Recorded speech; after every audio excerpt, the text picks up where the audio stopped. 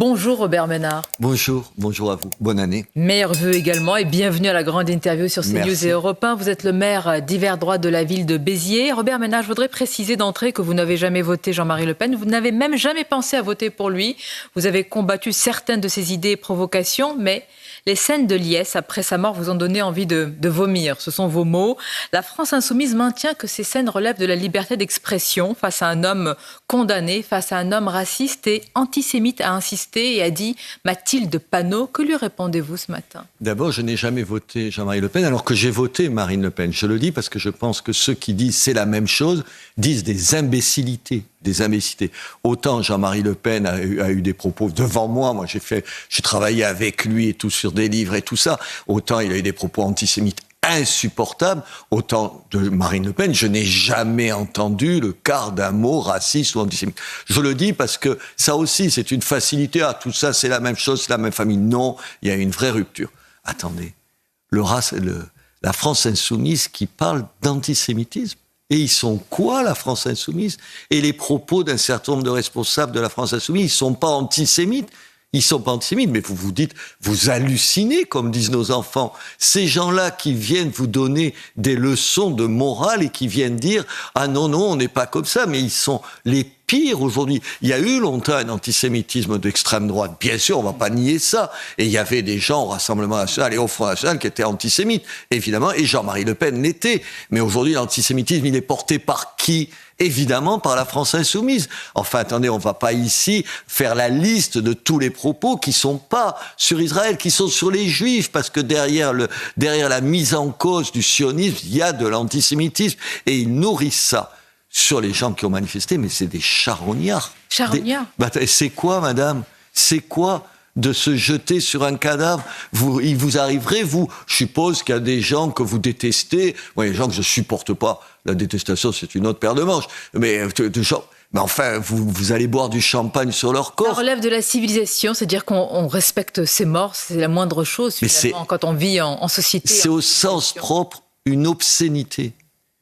Une obscénité. Qu'est-ce que ça veut dire une obscénité ? C'est des choses qui ne se font pas, madame. Il y a des choses qui se font pas, qui renvoient pas à telle pratique religieuse. Souvent, c'est un mot à connotation. C'est le révélateur. Parce que, c'est une foule qui semble compacte, enfin, elle est quand même disséminée, ce ne sont pas des milliers et des milliers de gens, mais de quoi c'est révélateur de la part d'une partie de cette jeunesse ? Ah mais d'abord d'une haine, ils sont porteurs d'une haine. Et pardon, je vais vous reprendre, je suis pas d'accord avec vous. Oui, c'est quelques centaines de gens. C'est à l'appel de qui ? Du NPA, vous savez, de Besancenot. J'ai quand même en tête, j'ai un tout petit peu de mémoire, aux élections législatives, il y a des candidats, Monsieur Poutou, des candidats de ce parti qui étaient au deuxième tour soutenus par toute la gauche. C'est-à-dire, tu peux pas à la fois aujourd'hui dire c'est nul, comme M. Gage dit, c'est pas nul, c'est une saloperie, c'est pas tout à fait le même mot. Et puis, en même temps, te retrouver électoralement au deuxième tour avec ces gens-là.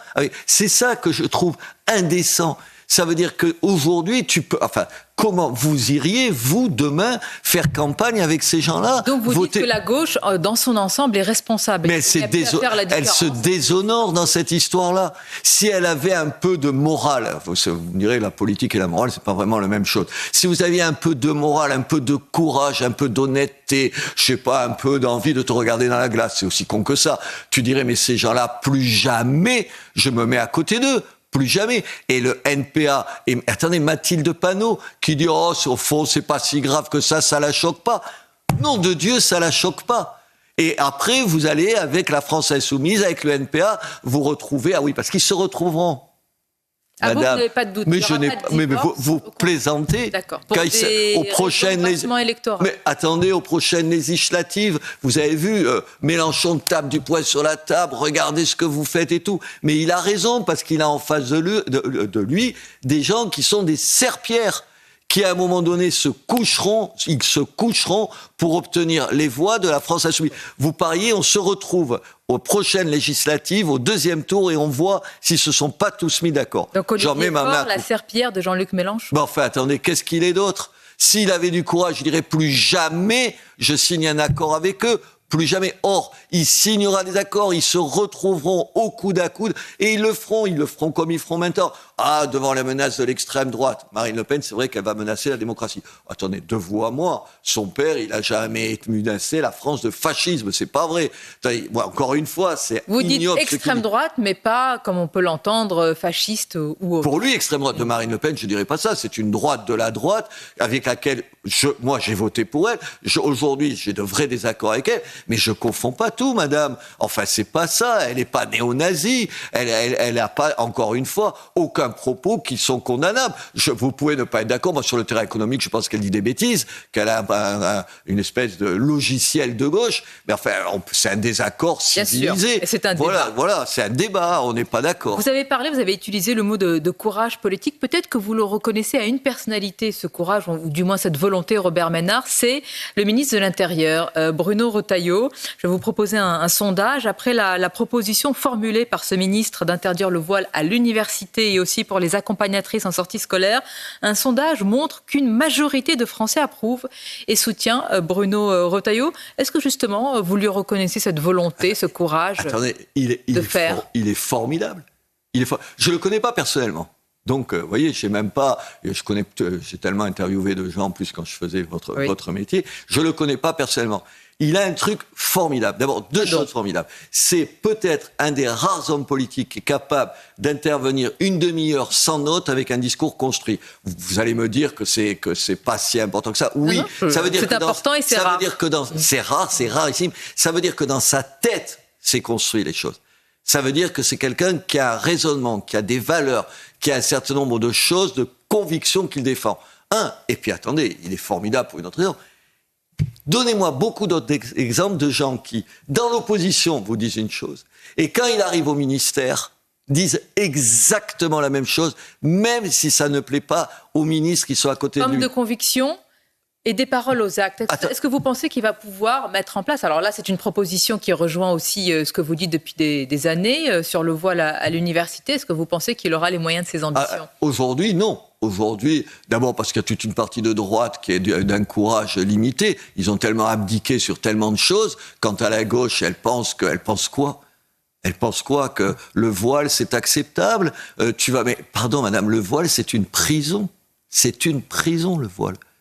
Et je n'arrive même pas à comprendre qu'on s'émeuve de ce qui se passe en Iran et qu'ici on trouve des excuses. Si les gens ils ont envie de le faire chez eux dans leur vie privée, ils font ce qu'ils veulent. Moi je vous demande pas comment vous vous comportez dans votre vie privée, c'est votre affaire. Mais l'université dans un lieu de savoir, dans un lieu qui dépend des pouvoirs publics, dans un lieu où normalement, c'est ce qu'on explique. Moi, c'est ce qu'on m'a expliqué, ce qu'on a dû vous expliquer. À l'école, à l'université, on met de côté un certain nombre de choses et on essaye d'apprendre.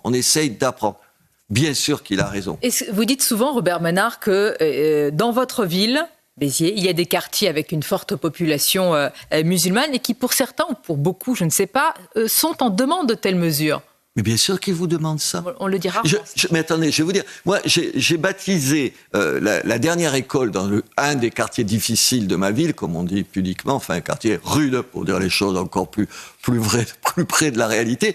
J'ai choisi le nom de Samuel Paty. On va dire, non, comment ? Tu vas voir, c'est un quartier, allez, 70% de gens sont musulmans, ça va être un scandale. Écoutez, je n'ai pas eu une remarque des parents, d'ailleurs pas des enfants, c'est les petits, donc c'est pas eux qui ont un avis là-dessus.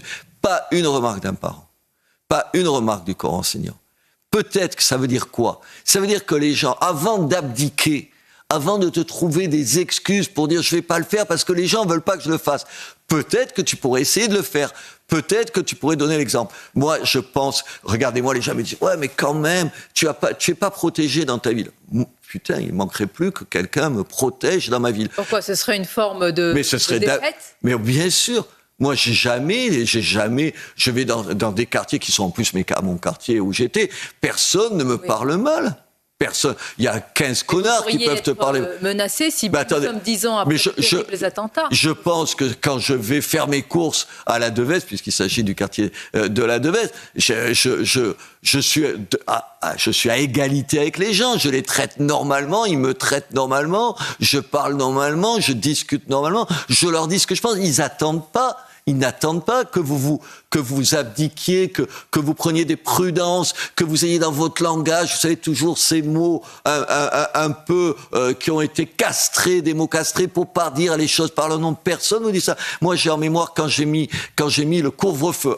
Le couvre-feu. T'avais toujours cette ombre de gens bien pensants. Comment quoi? Bien sûr, le couvre-feu, quand t'as moins de 13 ans. Autorité, sécurité, lucidité. D'ailleurs, autre sondage, c'est ce que demande une majorité de Français. Mais ils vous demandent ne découvre pas. Ils vous demandent que ça, madame. Moi, la démocratie participative. Et les gens de gauche également. Mais pareil, sur la démocratie participative, personne ne me demande ça. On me demande jamais ça. Vous savez ce qu'on me demande? On me demande de régler un certain nombre de problèmes et de faire ce que j'ai dit que je faisais. Les problèmes des gens, c'est la sécurité, les abrutis qui se comportent mal, une immigration qui est incontrôlée et qui sanctionne même les gens, d'abord les gens qui se sont intégrés, qui ont réussi à l'intégrer. Voilà, ils me demandent ça. Ils me demandent que je vois pour la pauvreté et l'emploi. C'est tout. Mais alors, dans toutes ces priorités qui sont évidemment importantes, comment vous jugez les problèmes des responsables politiques, de savoir quel équilibre il faut, comment le budget va passer? Et d'ailleurs, plus largement, quand on voit un bouleversement du monde aujourd'hui avec ce qui se passe aux États-Unis, nos petits, parfois, problèmes d'équilibre politique à l'Assemblée, comment vous les jugez? Ridicule. Je me dis, là, regardez, hier, l'actualité. Trump, il va arriver au pouvoir. Enfin, je ne sais pas ce qu'il va faire sur le Groenland, le Panama, le Canada, Elon Musk. Vous avez vu les déclarations qu'il fait et tout. Tu te dis, est-ce que le monde n'est pas juste en train de changer? Et exactement, j'ai le même sentiment que vous.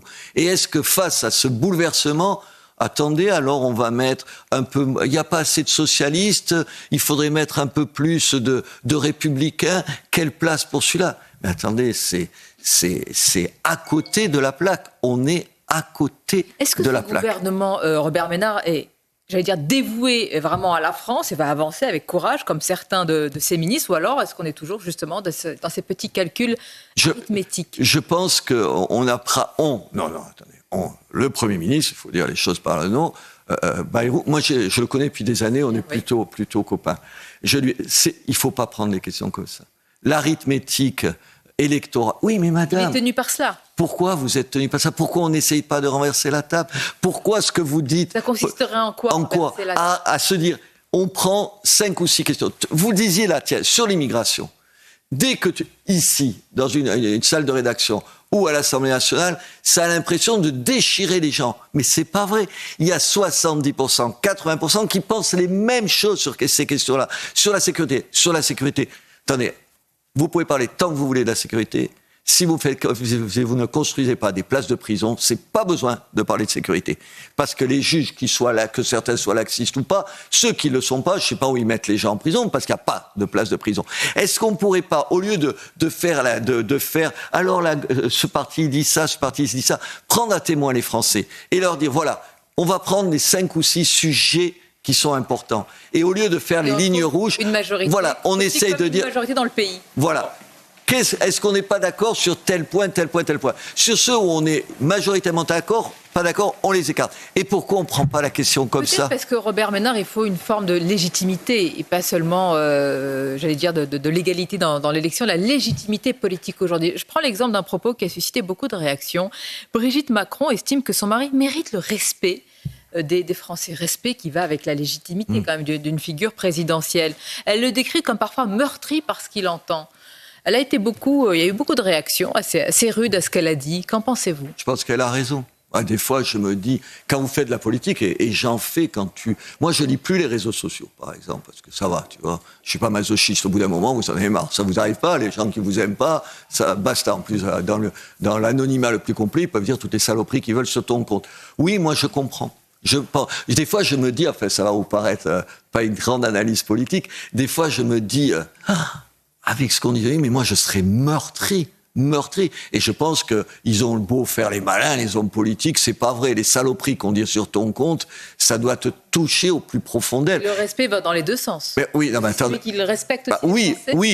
Mais en même temps, moi je suppose, j'imagine qu'elle l'aime. Enfin, vous aimez un homme, vous le défendez. Moi, je trouve ça formidable. Les gens qui aiment la personne avec qui c'est le plus important de la vie, l'amour, les enfants et tout. Qu'elle le défende mordicus, au-delà même de toute raison, ça me me la rend sympathique, figurez-vous. Moi, j'ai une femme qui m'aime, je l'espère, comme je l'aime, et qui me défend dans tous les cas, même quand je fais des bêtises. C'est ça, l'amour. Surtout, peut-être.